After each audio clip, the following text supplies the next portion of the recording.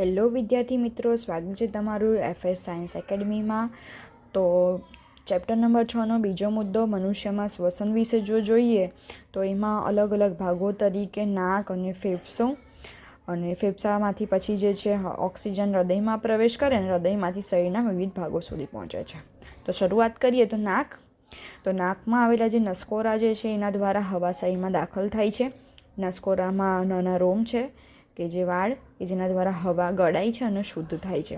શ્લેષ્મક એક ચીકણો પદાર્થ છે કે જે અશુદ્ધિઓને દૂર કરે છે. ધૂળ, રજકણ, માટી જે હોય એને પોતાની સાથે ચોંટાડી અને શુદ્ધ હવાને અંદર મોકલે છે.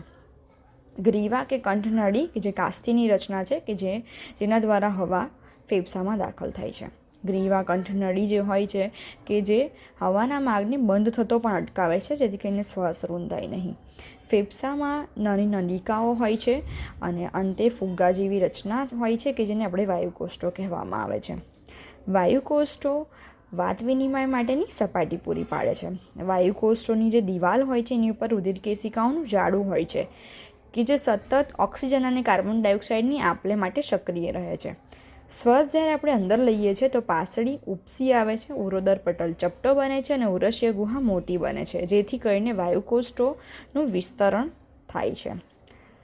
નાક દ્વારા જે ઓક્સિજન ફેફસાના વાયુકોષ્ઠોમાં દાખલ થાય છે ત્યાર પછી તે ઓક્સિજન જે છે એ હૃદયમાં પ્રવેશ કરે છે અને હૃદય દ્વારા જે છે શરીરના બધા ભાગો સુધી પહોંચાડવામાં આવે છે.